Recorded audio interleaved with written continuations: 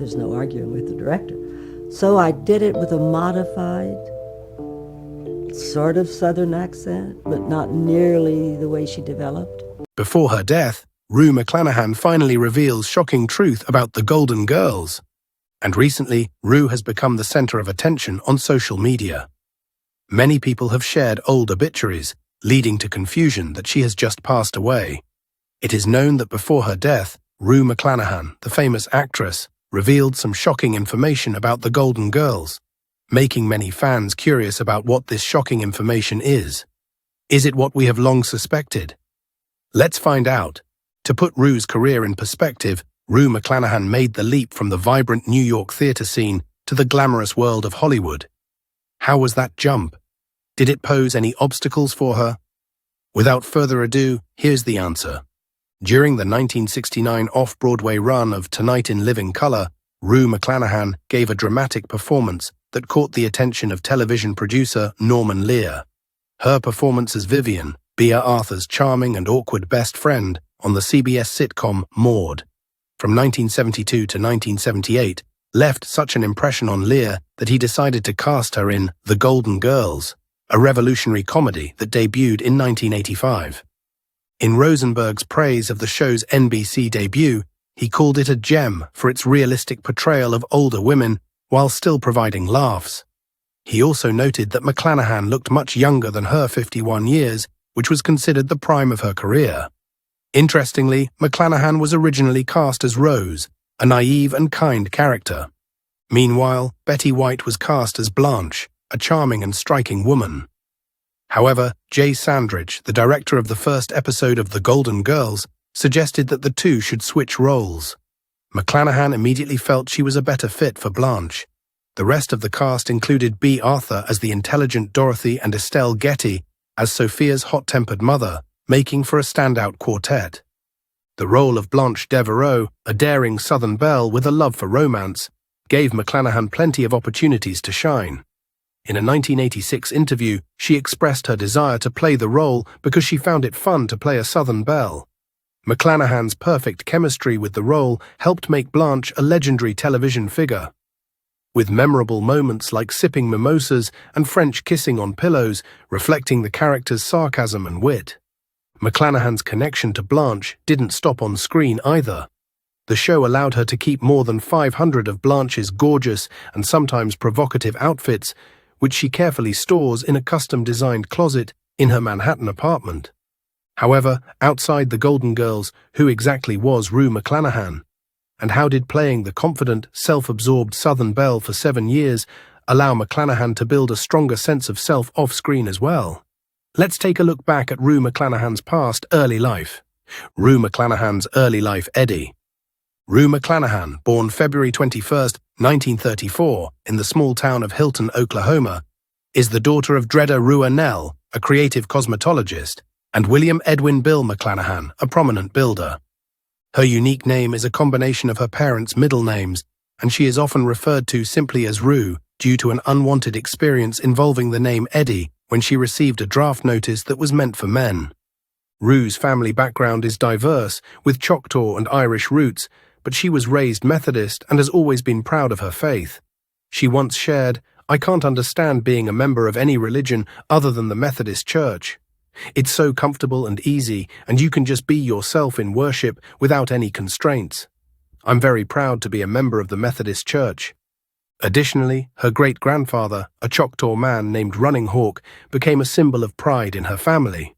She wrote about her great-grandfather, Running Hawk, a Choctaw, in her 2007 book, My First 5 Husbands and the Ones Who Left. From an early age, McClanahan showed exceptional talent in both academics and the arts. At Ardmore High School in Oklahoma, she stood out for her acting ability and won a gold medal in oratory, demonstrating her intelligence and charisma on stage. Academically, she earned a spot in the National Honor Society. After graduating, she attended the University of Tulsa, where she earned a Bachelor of Arts degree in German and a minor in theater. While in school, Rue was also active in the Kappa Alpha Theta sorority, serving as vice president and developing her leadership skills. McClanahan studied acting at the Actors Studio and made her professional debut in 1957 at the Erie Theatre in Pennsylvania, where she played Rachel Brown in the play Inherit the Wind. Her passion for acting was evident in her later career, as she became one of the most sought-after actresses on television. From there, her career began to McClanahan move to New York City. How did that journey begin? Is New York the right place for Rue McClanahan? Stay tuned for the answers. Her career began.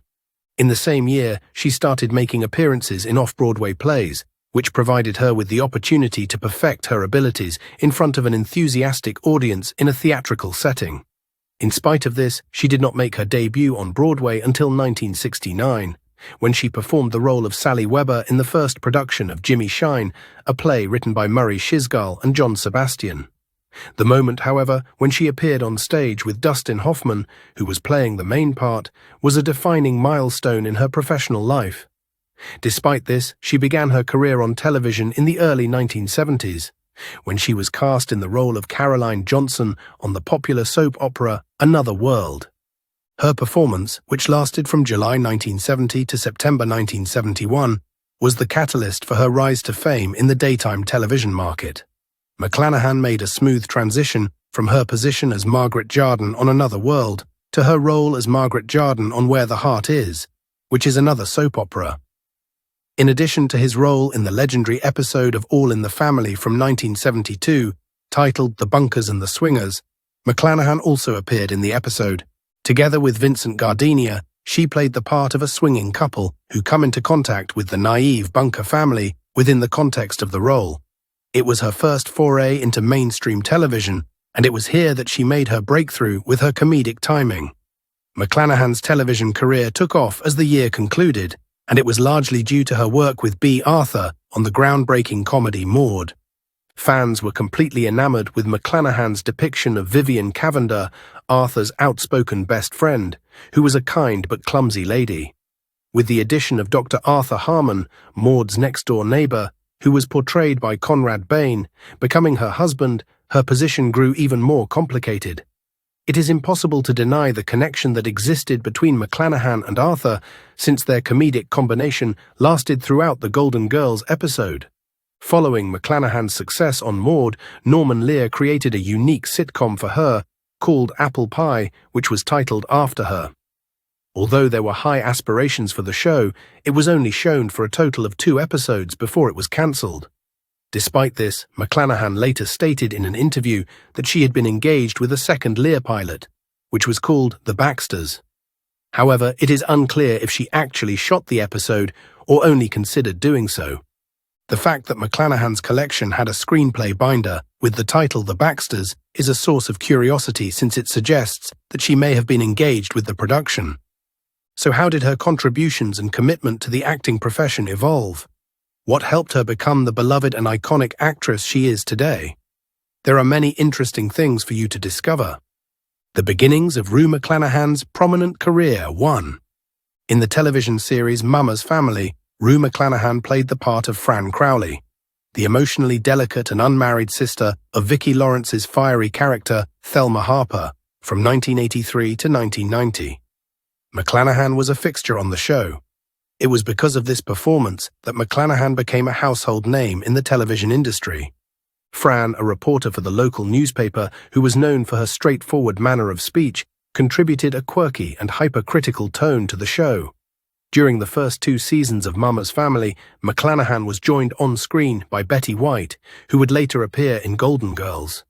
White portrayed the part of Ellen Thelma's daughter in the series. Mama's Family was finally brought back to the air in syndication, although NBC had cancelled the show. However, McClanahan and White were no longer a part of it, since they were destined for far more success in another well-known comedy that was shown on television.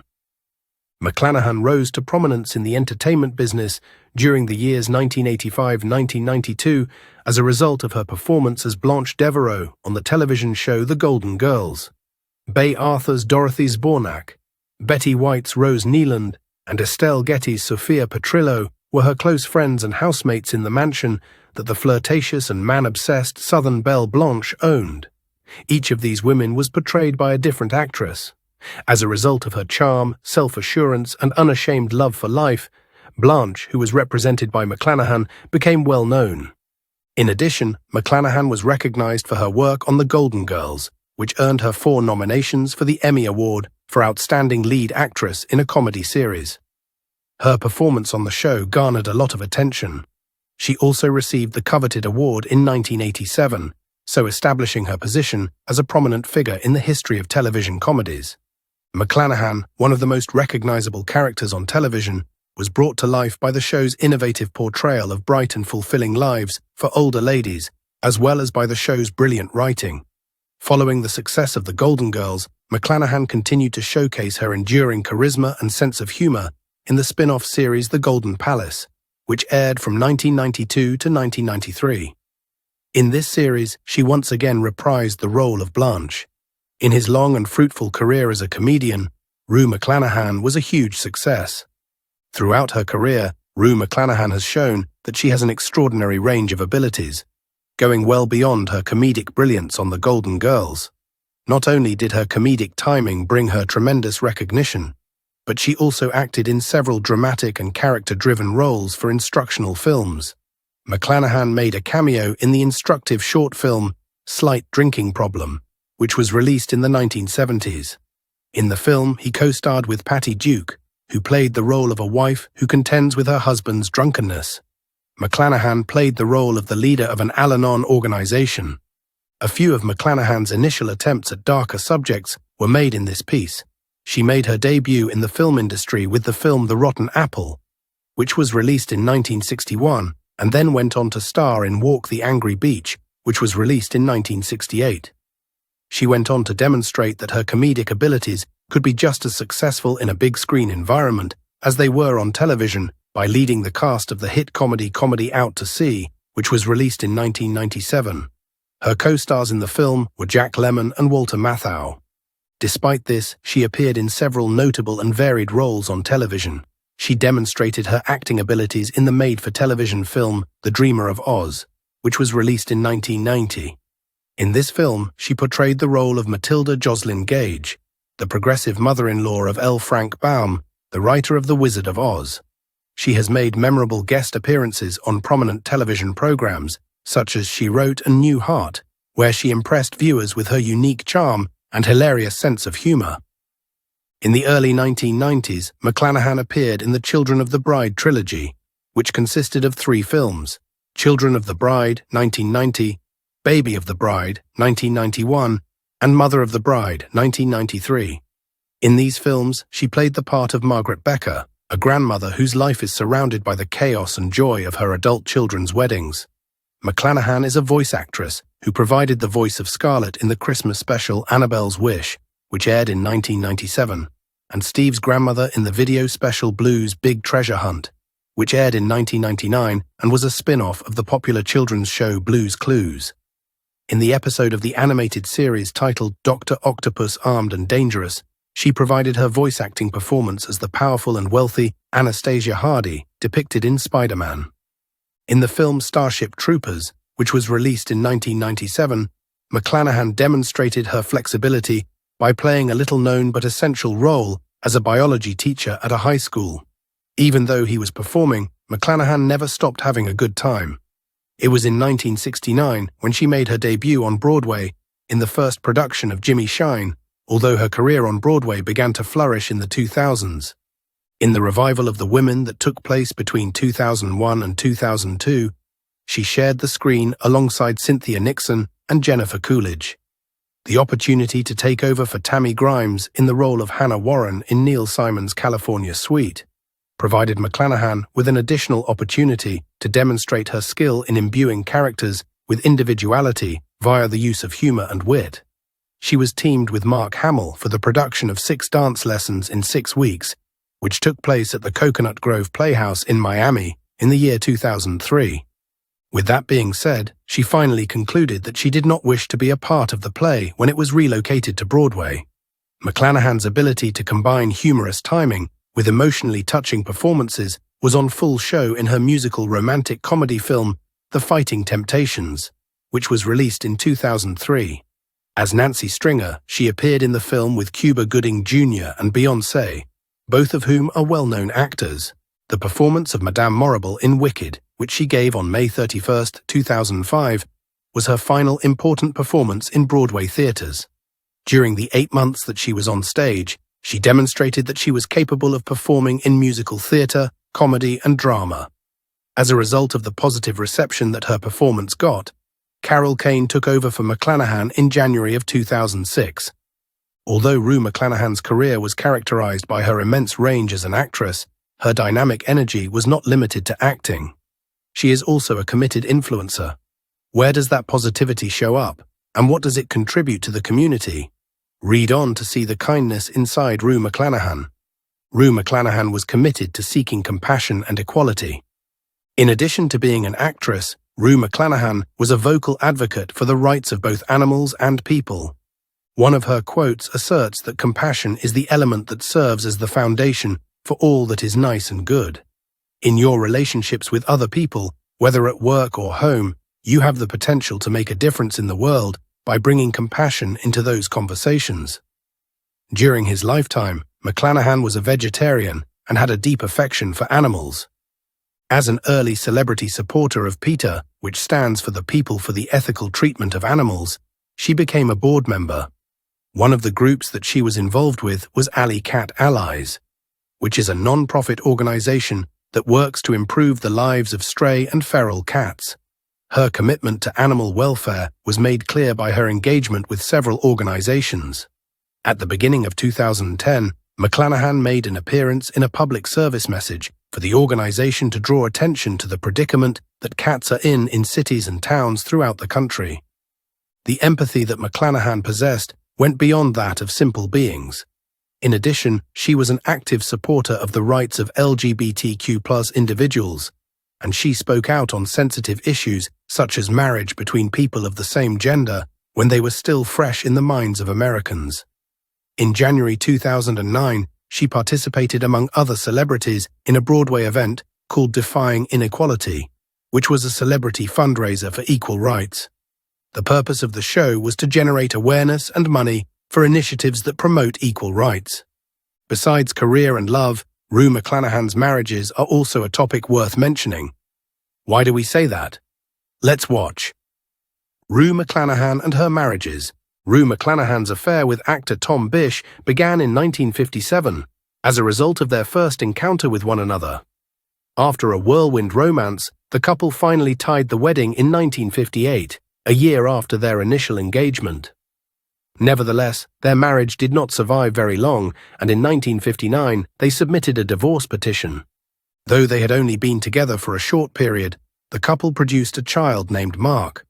While dealing with the aftermath of her first marriage and the eventual breakup of her marriage, Rue relocated to her hometown in Oklahoma and re-established her relationship with her family.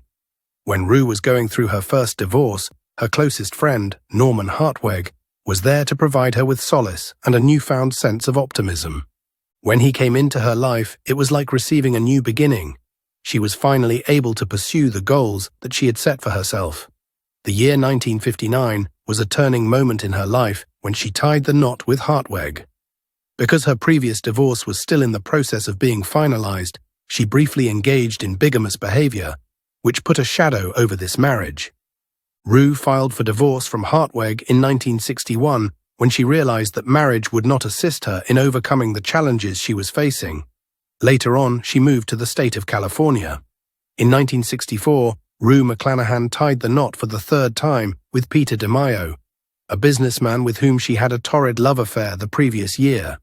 Over their 7 years of marriage, they were each other's most ardent supporters. According to DeMaio, Rue also has an exceptional skill and a terrific sense of humor, and he was a lot of fun to be around.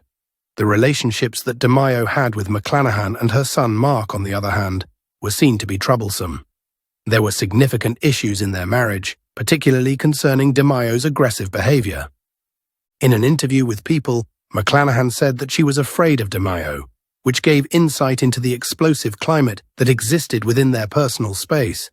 In addition to the fact that he was hostile, she stated that she had never previously seen someone who had such a short fuse. The impacts of DeMaio's turbulent personality were felt by many people, including her son Mark. It is said that McClanahan and her son were both afraid of DeMaio, who caused disruptions in their generally peaceful family life while they were together. They divorced in 1971 because McClanahan and her son were both severely affected by the environment of perpetual concern and discomfort that existed within their family while they were together. In any case, Rue's romantic life took a significant shift when she eventually became acquainted with Gus Fisher after her divorce from DeMaio. Following the beginning of their romance in November 1975, they finally tied the knot on November 6, 1976, exactly 1 year later. On August 4, 1981, after only 4 years of marriage, they decided to dissolve their relationship, which had been intense and significant. Within the context of her relationship with Fisher and McClanahan, the actress's tenacity and resolve were on full show from the very beginning. Tom Keel, a race car driver, was the person with whom Rue McClanahan's paths crossed in the year 1984. They took a vow of marriage in 1985, bringing an end to their rapidly growing romance. Even though McClanahan did experience a brief period of marriage, it was ultimately just for a short amount of time. The marriage had lasted for only a little over a year when the divorce was finally formalized in the year 1986. Although they only spent a short amount of time together, McClanahan had profound feelings and spectacularly worked with Keel.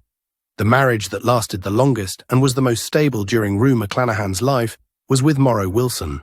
They got married in 1997, and although they had their fair share of issues and finally divorced formally before Rue passed away on June 3, 2010, their marriage was notable for the fact that it lasted for 12 years. However, how has McClanahan's ability to find love and commitment amidst the ups and downs of her journey been documented? Have you heard about Rue McClanahan's autobiography? You'd be remiss if you didn't read it if you're a fan of hers, The Autobiography of Rue McClanahan. Rue McClanahan's autobiography is published here. During the year 2007, Rue McClanahan published her autobiography titled My First 5 Husbands and the Ones Who Got Away, which provided readers with an honest and humorous look into her life, both on and off the screen. McClanahan described her chaotic love life, which included 6 marriages, as well as her trip through Hollywood and her remarkable acting career in her book. She also addressed her journey through Hollywood. Her progress as a person and the wisdom she garnered from her relationships were both covered in the book, which was written in her signature dry and funny tone. Not only did she tell the truth about her relationships with her marriages, but she also talked about her friendships, her time spent working on the set of The Golden Girls, and her former acting career. Along with her successful career, Rue McClanahan faced health challenges, something that everyone probably fears. So what were the health problems that Rue McClanahan faced? Was that the cause of her death? Let's continue to find out. Rue McClanahan's severe health challenges and end. It was in June of 1997 when Rue McClanahan received the news that she had breast cancer. The well-liked actress persisted through therapy and finally overcame her disease, which enabled her to resume her acting career as well as her other loves without any interruptions as a result of her illness. Despite this, she had a recurrence of her health problems throughout her latter years. On November 4, 2009, McClanahan underwent triple bypass surgery when she was experiencing symptoms linked with heart disease. This was yet another huge medical challenge that she had to overcome. However, this life-saving procedure took place immediately before the event that was intended to be a gala tribute to Rue McClanahan Golden, who was going to celebrate her past accomplishments. She ended up in the hospital, which necessitated the rescheduling of the memorial service that was set to take place on November 14, 2009, at the Castro Theater in San Francisco. According to Entertainment Tonight, McClanahan also suffered a little stroke around the same time that she underwent surgery. Despite this, her recuperation from the procedure was sluggish.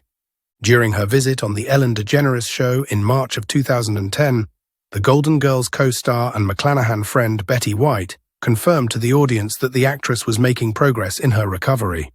White observed that McClanahan's speech had returned to normal and that she was doing well. She did not report any other symptoms. The unfortunate reality is that McClanahan's health worsened within a short period. The day she passed away, June 3, 2010, she was 76 years old and had suffered a brain hemorrhage. She passed away at New York Presbyterian Hospital. After his mother's illness worsened to a serious extent, Mark Bish, who was Rue McClanahan's son, was faced with the difficult decision of removing his mother from breathing support. Morrow Wilson, who had kept good ties with McClanahan and her family even after their divorce, stated Life and Style that it was important to remove her from life support owing to the circumstances. This information was provided throughout the interview. He stated that even though it was a terrible moment for everyone involved, they were compelled to act since there was no other option. On the other hand, her premature death marked the end of an incredible life and career that had a lasting impact on fans and co-workers alike, because of the tremendous impact she had on both. Her family decided to have a private memorial service for McClanahan when they gained possession of her remains following the cremation. There was no official burial ceremony done for her during the summer of 2010, but there were memorial services held in New York and Los Angeles to celebrate her life. Furthermore, fans were able to express their condolences to the actress by visiting an official memorial page that was established on Facebook by her family. Fans, on the other hand, would not stop worrying about the circumstances behind Rue McClanahan's passing. Rue McClanahan's death was brought to light by Dr. Hunter, who explained the facts behind her passing. As part of the documentary series Autopsy, Rue McClanahan, which was produced by Reels, Dr. Michael Hunter conducted an in-depth investigation into the medical history and autopsy findings of the late actress Rue McClanahan. In this documentary series, many truths have been revealed. What are those truths? What was the reason for the actress's departure? Let's uncover the truth. Details surrounding the actress's death. On June 3, 2010, at the age of 76, actress Rue McClanahan had a deadly stroke. She had previously played the iconic role of Blanche Devereaux on the television show The Golden Girls. To determine whether or not any factors had a role in her passing, Dr. Hunter started by examining her medical history and the choices she had made regarding her lifestyle. The information provided by Dr. Hunter indicates that McClanahan suffered a stroke 7 months before her death. To reduce the probability of her developing more blood clots if it occurred again, she was prescribed the powerful anticoagulant known as warfarin. Taking this medication appears to have been essential in bringing her sickness under control. But what was the cause of her second stroke, which was far more devastating?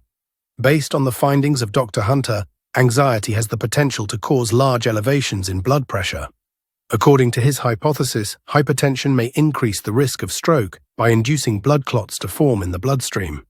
The fact that McClanahan had knee surgery right before she died away added another layer of complexity to the situation she was in.